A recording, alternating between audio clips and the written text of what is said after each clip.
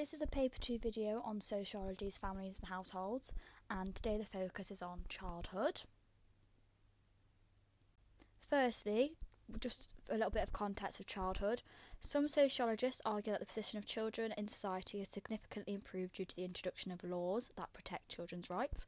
However, other sociologists believe that childhood has turned toxic due to rapid technological and cultural change. So, firstly, changes to childhood over time. So first of all, we've got Aries, who is a March of Progress sociologist. He argues that the idea of childhood did not exist. Children had the same responsibilities, rights and skills as adults, which he calls mini-adults, and children were considered as an economic asset. He used historical paintings, diaries and school records to draw his own interpretations. However, as the modern notion of childhood began to emerge, there became a shift between children and adults through the way they dress, their rights and their responsibilities. For example, children now seen as needing care and are now in education. We can briefly evaluate Aries, with the critics arguing that he is relying too heavily on artwork and other things such as the records and the documents, which he is gathering his own interpretations on. Especially with paintings, back in the old times, people would be rich if they'd have paintings, and they'd obviously dress up their children so they looked nice for the painting. So it's not showing an accurate representation of what was actually the childhood experience was like. Next we have Neil Postman. So he said that childhood is disappearing at a dazzling speed in modern society. Childhood is no longer a distinct life stage, and children used to be protected, but they are now more exposed to the world than ever before. He argues it's due to TV. For example, before, adults gained information through literacy, which would need a good reading ability. However, television allows children to be exposed to knowledge without needing any literacy ability at all. He believes this is the cause of the blurred boundaries, leading to children adopting adult roles and responsibilities. Furthermore, hand in hand together, other thinks that overprotective parenting styles can also cause this. For example, helicopter parenting, always being on the child, wanting to know where they are, tracking, which has led to a paradox of children being treated like adults in what they see and know, but not in what they are allowed to do. For example, you can drive at 17, but you're not a legal adult until you are 18. Now we're going to look at if childhood has improved over time. Firstly, we've got the March of Progress view.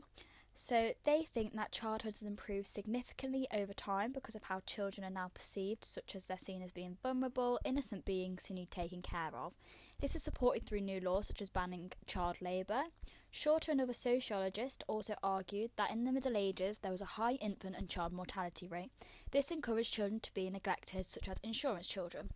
Parents would refer to their child as it, or give them a name as a dead sibling, and not give them a name until they had lived a certain amount of time because of the uncertainty on whether they were going to live or not. Furthermore, families have now become more child-centred. They believe that this is due to many reasons, such as babies now living longer due to improvements in healthcare, and children are also now in education and protected from harm through laws like the Children Act 1989. Families are also becoming more child-centred because of the birth rate decreasing. People are choosing to have a smaller family. This could be due to the fact that it does cost around £250,000 to raise a child to the age of 21. Now we're going to look at arguments against the March of Progress view. So firstly, you've got Sue Palmer, who talks about toxic childhood, which is the rapid technological and cultural changes which have damaged children's physical, emotional and intellectual development. Some of these include children having more junk food and playing more computer games, which is due to the intensive marketing of children. Furthermore, children are pressured through parents working long hours and testing within education. Gittins talks about age patriarchy, which is adult domination and child dependency, and this sometimes asserts itself through a form of violence against children. Children may create strategies such as acting up or acting down, so acting like an adult or acting like a child or a baby, so that they can resist and go against these restrictions. Furthermore, by exerting too much control over children's time, space, money and resources, adults dominate children and prevent them from becoming independent. Now we're going to look at the new sociology of childhood. In the views that we've seen so far, childhood has been seen as a social construct. While this can help us to understand how childhood has changed over time, it can make children be seen as just passive objects who don't have a part in making their own childhood. Carol Smart argues that modern childhood is not damaged by family changes such as divorce, but it actually adapts to new diverse arrangements such as blended families. She emphasises that children are very resilient and they can interpret and shape their own family experiences rather than passive victims.